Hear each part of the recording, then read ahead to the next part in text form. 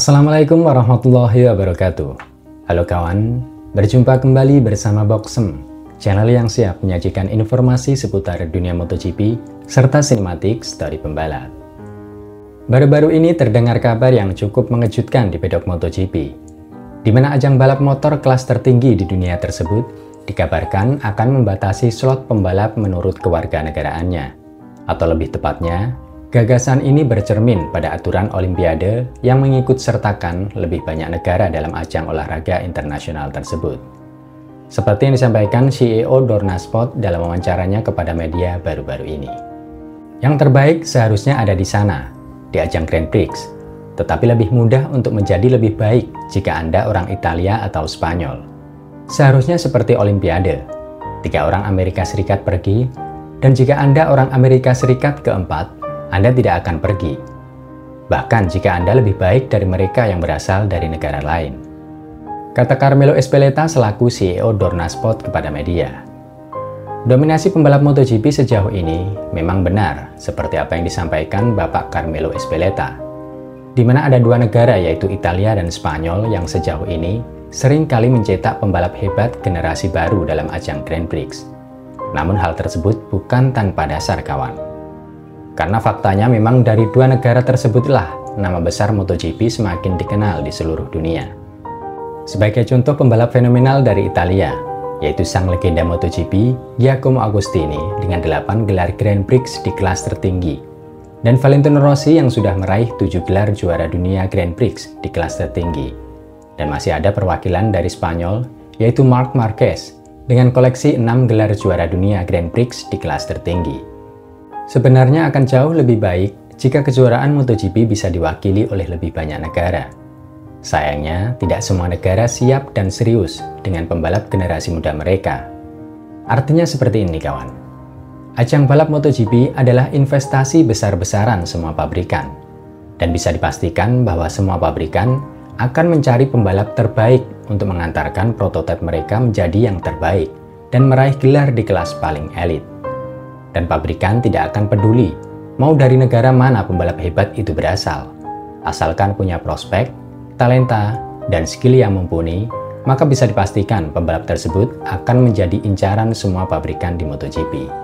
Dan sejauh ini, Italia dan Spanyol lah negara yang menurut saya paling siap dan serius menyediakan bibit unggul dalam ajang balap junior regional bertaraf internasional.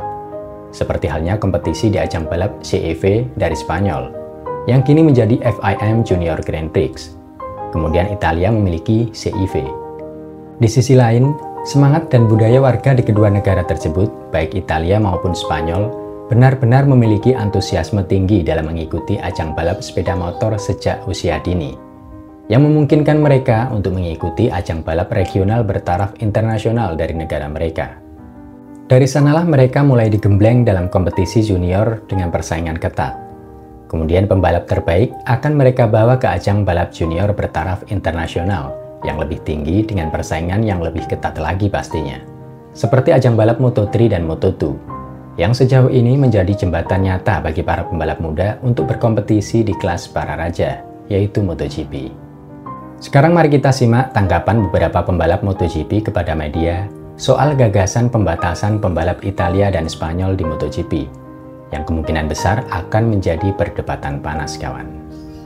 Saya rasa ini bukan masalah kewarganegaraan.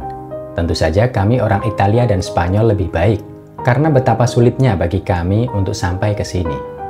Di Spanyol sangat sulit. Secara pribadi, apa yang saya alami adalah banyak kerja keras dan perjuangan untuk mencapai MotoGP, tanpa melupakan pengorbanan keluarga. Apa yang harus Anda lihat adalah bahwa para rider telah berkorban banyak, dan yang harus Anda lihat adalah hasilnya. Sangat disayangkan jika pembalap seperti pemimpin klasemen Moto2, yaitu Sergio Garcia, dengan apa yang telah ia perjuangkan dan lakukan, jika sampai tidak memiliki tempat di MotoGP karena gagasan tersebut.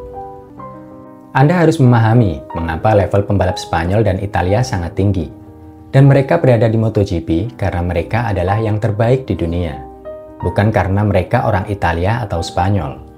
Jika kami memiliki kemungkinan untuk menemukan pembalap dari negara lain dengan level yang sama, mereka akan datang dan dipersilahkan. Tapi menurut saya, Baik di Spanyol maupun di Italia, ada budaya, semangat, dan organisasi sejak mereka masih remaja, bahkan anak-anak, yang memungkinkan mereka untuk tumbuh sebagai pembalap dan mencapai kategori teratas. Sementara di negara lain, tampaknya lebih sulit untuk berkembang. Jujur saja, sangat sulit untuk mengatur masalah seperti ini. Selalu dikatakan bahwa Spanyol dan Italia memiliki pembalap yang sangat bagus. Dan itulah yang membawa kami ke sini, di MotoGP, dan juga Moto2 dan Moto3. Mengontrol hal ini, saya tidak tahu. Saya pikir ini akan mempengaruhi para pembalap muda yang akan datang ke kejuaraan dunia daripada kami yang sudah ada di sini. Jelas akan menyenangkan untuk memiliki 14 kebangsaan yang berbeda di MotoGP. Tetapi ini adalah kategori elit, dan yang terbaik harus berada di kategori elit. Tak peduli dari mana mereka berasal.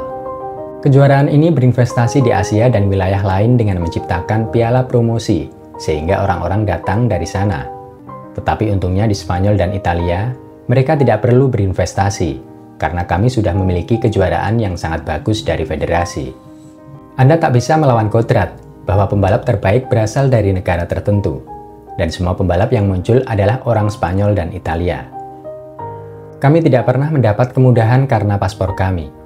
Tetapi jika kami berada di sini, itu karena tidak ada pembalap dari negara lain yang lebih baik dari kami yang berada di sini.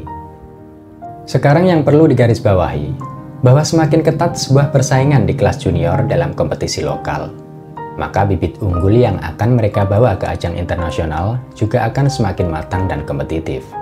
Walaupun konsekuensinya memang sulit berkompetisi di ajang yang memiliki antusiasme peserta yang lebih tinggi, dengan persaingan yang lebih ketat. Namun sekali mereka lolos dan terjun ke taraf internasional, maka bakat mereka akan benar-benar menjadi incaran semua pabrikan. Karena kapasitas mereka sudah benar-benar teruji dalam kompetisi regional sebelumnya. Jadi ya sangat wajar jika pembalap MotoGP sejauh ini masih didominasi oleh pembalap berkebangsaan Italia dan Spanyol. Sekali lagi, kedua negara tersebut sangat antusias dan sangat serius dalam menyiapkan pembelajaran dan pembentukan talenta muda balap motor berbakat mereka sejak usia dini, termasuk ketersediaan mereka dalam pengenalan sisi teknis sejak dini. Secara pribadi, saya menilai memang seharusnya tidak perlu ada pembatasan kuota pembalap Italia dan Spanyol di MotoGP. Karena bagaimanapun kerja keras dan keseriusan mereka pantas untuk diapresiasi dan mendapatkan tempat di MotoGP. Justru yang perlu bergerak adalah negara lain di luar Spanyol dan Italia, kawan. Bagaimana inovasi dan dukungan mereka terhadap generasi muda di ajang balap bertaraf internasional. Toh, jika memang pembalap itu bagus, mau dari negara manapun juga akan diincar oleh tim yang berkompetisi di ajang Grand Prix atau bahkan MotoGP. Seperti halnya Somkya Chantra, pembalap Idemitsu Honda Moto2 asal Thailand, yang saat ini dirumorkan akan menggantikan posisi Takaki Nakagami di MotoGP musim depan. Sedangkan dari negara kita Indonesia, mungkin nama Veda Ega Pratama yang sekarang sedang berkompetisi di ajang Red Bull Rookies Cup 2024, masih ada harapan untuk semakin mengharumkan nama Indonesia dengan melanjutkan kompetisi di ajang Grand Prix Moto3 ke depannya nanti. Jika progres dia di ajang saat ini semakin membaik, setelah dia mendapatkan podium pertamanya di ajang Red Bull Rookies Cup musim ini di sirkuit Red Bull Ring Austria kemarin, dengan finish di posisi 3 dalam race kedua, yang dia dedikasikan untuk kemerdekaan Indonesia yang ke-79 tahun. Veda Ega sendiri saat ini tengah berada di peringkat ke-8 klasemen dengan koleksi 77 poin dari total 26 pembalap peserta. Dan tidak ada yang tidak mungkin bagi Veda Ega Pratama untuk berkompetisi di ajang MotoGP suatu saat nanti, jika dia berhasil berkembang step by step di ajang internasional. Semoga saja ya kawan. Setelah mendengar gagasan terbaru Dorna soal pembatasan pembalap Italia dan Spanyol dalam kompetisi di kelas MotoGP, kira-kira bagaimana pendapat kalian? Silahkan, ruang sharing terbuka lebar di kolom komentar. Los, sing penting tertib bolo.